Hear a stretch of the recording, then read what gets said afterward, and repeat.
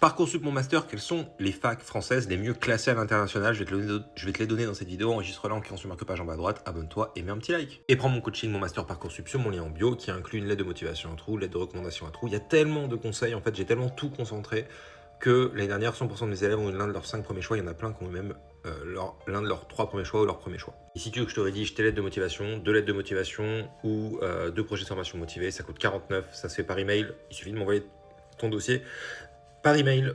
Cette page elle est ultra intéressante parce que ça inclut les 3 gros classements internationaux. ARWU c'est Shanghai, QS c'est QS, THE c'est Times. En fait si tu regardes, il n'y en a que 4 qui sont classés dans les 3. 5 pardon, excusez-moi. Il n'y a que 5 facs ou universités françaises qui sont classées dans les 3. Donc PSL, Paris-Saclay, Sorbonne Université, Paris-Cité et Polytechnique Institute of Paris. Donc, l'école polytechnique quoi. Donc, c'est intéressant. Au classement de Shanghai, qui est premier? Saclay, deuxième PSL Université, troisième Sorbonne, quatrième Paris-Cité. Ok. Bon après, je vais pas tous te les faire, hein, mais voilà. Ensuite pour QS. Hop. PSL, Saclay, Sorbonne, Cité, Polytechnique. Pour THE, PSL, Saclay, Sorbonne, Cité, Polytechnique. C'est intéressant parce que, bon, il y a des grosses facs, hein, effectivement, dans PSL, t'as Normal Sup, t'as Dauphine, etc. Bon, Polytechnique, ok, mais par exemple, si t'es en droit, Paris-Cité, c'est quand même, c'est une top fac, hein, c'est top 4, hein, mais c'est plus facile d'obtenir que Sorbonne. Saclay aussi. Saclay, c'est encore plus facile d'obtenir que Paris-Cité. Alors oui, Saclay est certainement bien classé à cause de la médecine, de la science, pareil pour Paris-Cité. Mais c'est pas grave, à l'international, si tu demandes du droit ou autre chose, si tu es dans cette fac et que tu demandes un parcours, un job ou quoi que ce soit et que tu mets dans ta lettre de motivation, ma fac est classée 152 au classement Times, 60 au classement Shanghai, t'inquiète que ça le fait. Et c'est un moindre mal, si tu n'arrives pas à avoir les top facs françaises, prends des facs françaises bien classées à l'international, même si elles sont pas super demandées au national dans ton domaine.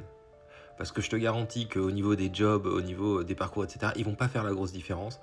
Ils vont se dire, ah ouais, quand même, Saclay, ok, c'est pas mal, 12e classement Shanghai, waouh, ok. Ils vont pas se dire, ouais, Saclay, c'est des sciences, en fait, c'est à cause des sciences qui sont classées 12e, c'est pas à cause du droit, mais ils vont pas faire gaffe, tu vois. Et vaut mieux ça que choisir une fac qui est même pas au classement Shanghai, on est d'accord. Donc, quitte à choisir quelque chose, si t'arrives pas à avoir les top facs, quitte à choisir quelque chose, autant choisir une fac qui est bien classée au classement Shanghai. Par exemple, entre, je sais pas moi, on va dire Via Domitia à Perpignan. Je te sors un truc, j'avais une élève qui était là-bas. Via Domitia à Perpignan ou Saclay, en droit par exemple. Ok, choisis Paris-Saclay. Bon, Saclay est meilleur quand même, mais on va dire en équivalent, on va prendre par exemple, je sais pas, peut-être Nice, tu vois. Entre Nice et Saclay, en droit, vaut mieux prendre Saclay.